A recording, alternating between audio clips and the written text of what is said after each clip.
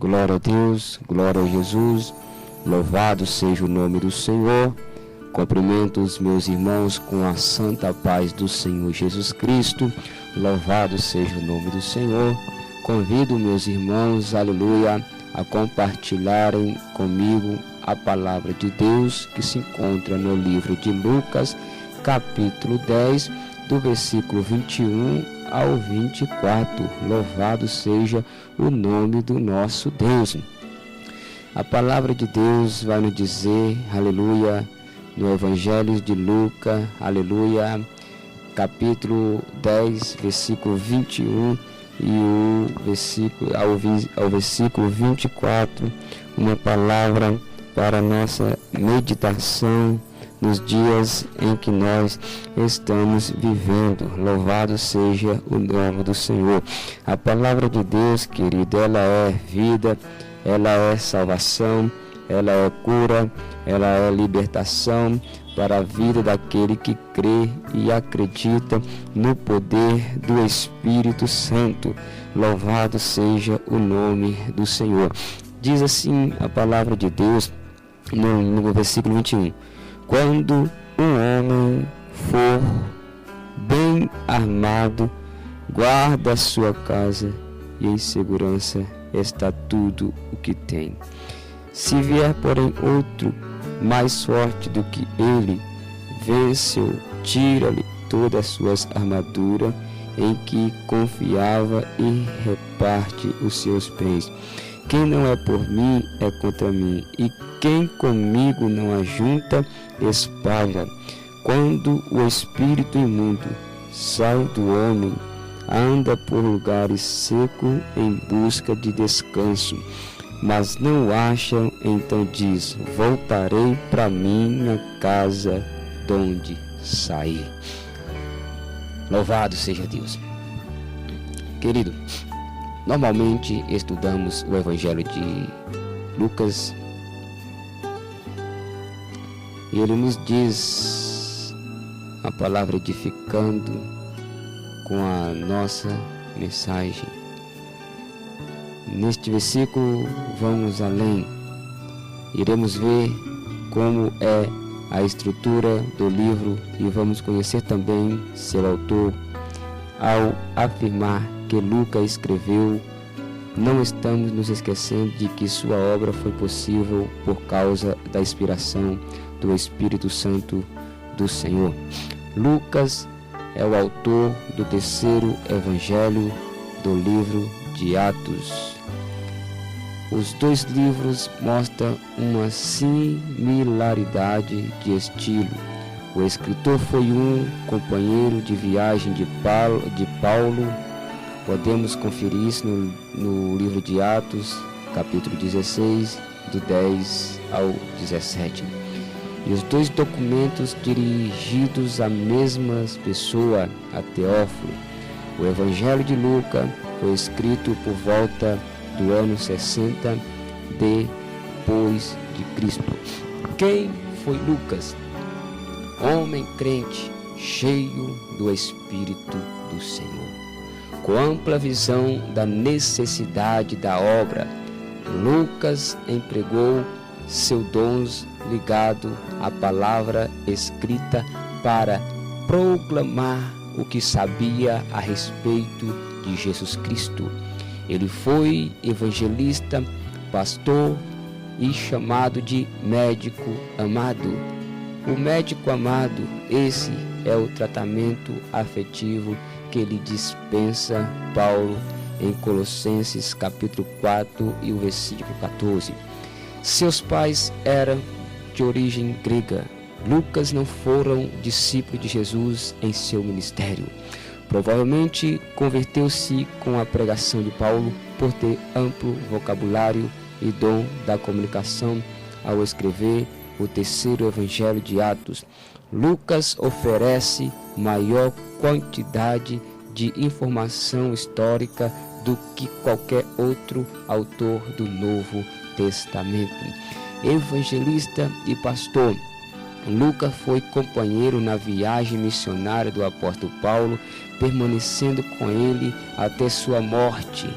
Isso nós podemos conferir no livro de Colossenses, capítulo 4, versículo 14, 2 Timóteo, capítulo 4, versículo 11, e Filemão, no capítulo 24. Lucas ficou em Filipe na sua segunda viagem missionária de Paulo, a fim de ajudar a estabilizar a nova igreja ali. Aspecto básico do livro, a chave do livro de Lucas, o autor diz na introdução, no versículo 1, capítulo 1, que muito contemporâneo havia empreendido a mesma tarefa, que os leva a concluir que havia o tempo do escritor. Várias obras continuam relato da parte da vida da obra de Jesus. O autor desta narração tinha tentado um arranjo sistemático da fonte disponível. Estes fatos eram bem conhecidos no mundo cristão. O autor sentia-se tão bem informado e capaz como outros para não escrever sua própria narrativa.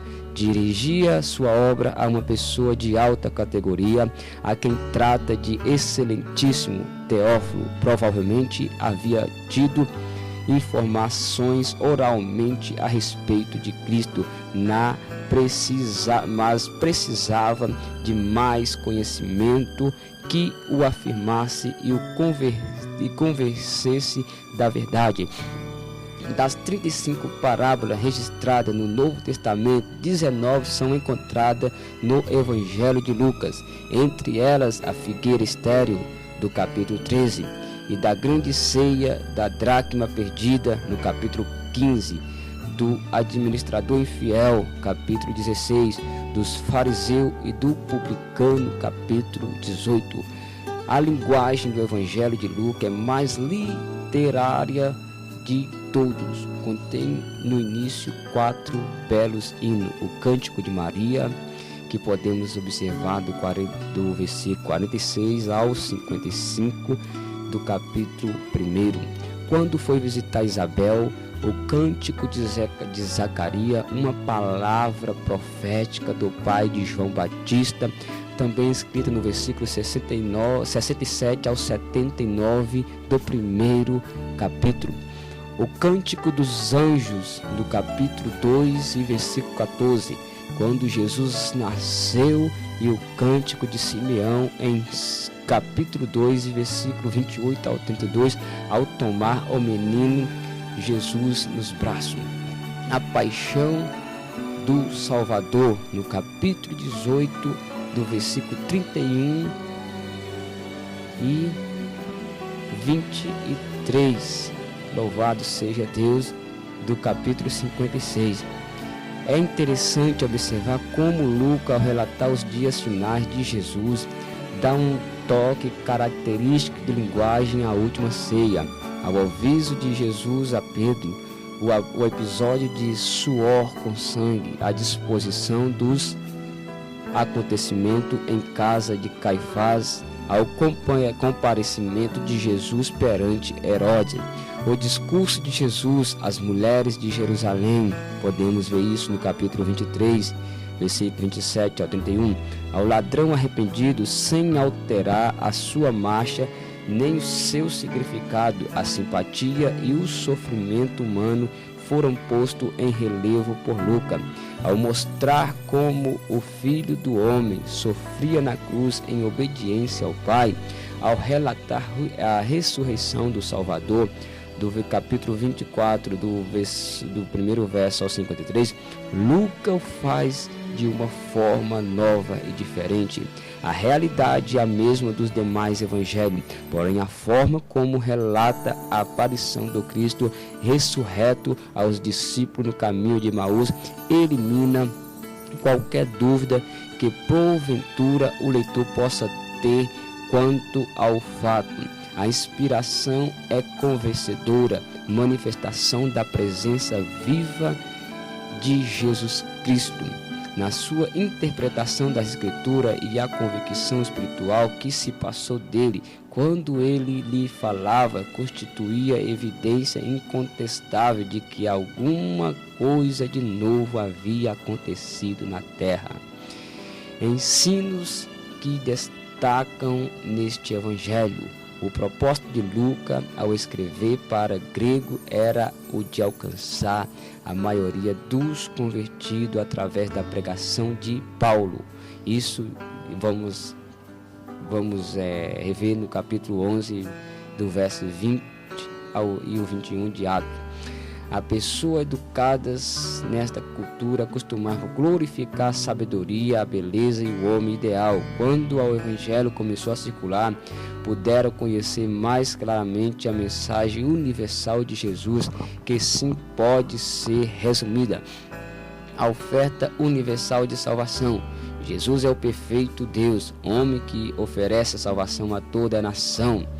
E é uma oferta universal, pois para ele não há judeu, nem gentil, nem grego, nem bárbaro, nem escravo, nem livre. Sua obra é sua interpretação viva, é completa, daquele que tem o poder para redimir o homem em qualquer lugar, em qualquer tempo. Redentor e Salvador. Lucas descreve Cristo como Redentor de todos que creem, oferecendo perdão e salvação, independentemente do privilégio de uma raça particular ou nação, a saber, aos samaritanos, os pagãos judeus e aos publicanos, pecadores e desterrados. Ao povo de modo geral, os pobres, os ricos, as mulheres e a homem.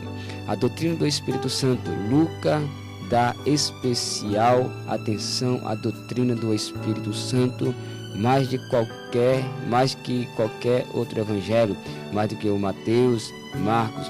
Juntos eles nos informam que todos os principais personagens do evangelho tinham o poder do Espírito Santo para a obra: João Batista, Maria, Isabel, Zacarias, Simeão e o próprio Jesus. Esta é uma palavra do livro de Lucas. É uma narrativa do livro de Lucas, nós podemos contemplar para o nosso dia e serve de muita inspiração ao leitor. Vamos estudar o livro de Lucas e meditar no que o Senhor Jesus Cristo quer nos passar. Fique na paz e Deus os abençoe.